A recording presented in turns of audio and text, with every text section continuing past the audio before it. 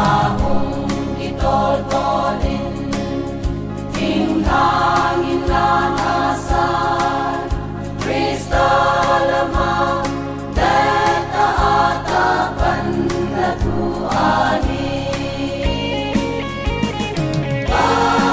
Galzona dingin, galzona dingin, pagkazin mo asambe,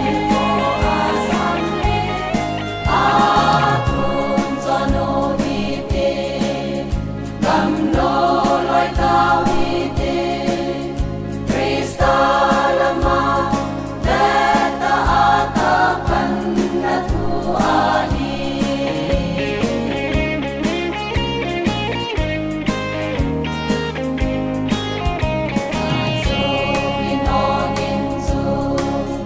Leisin holim soo, Jesu Krista lamata panatuani, angkain kau kanu, iginan mo samu, Krista lamang, deta atapan natuani.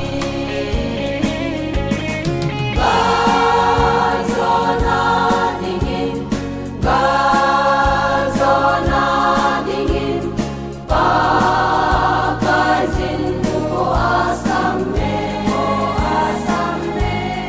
atun sono hiti, gamloloy tawite, Krista lamang, deta atapan na tuani.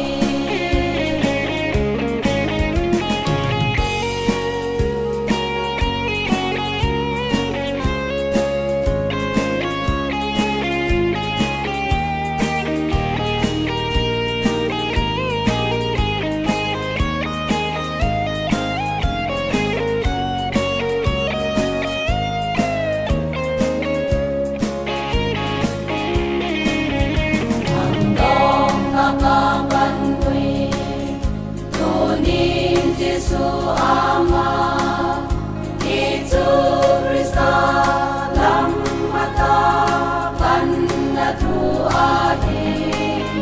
ako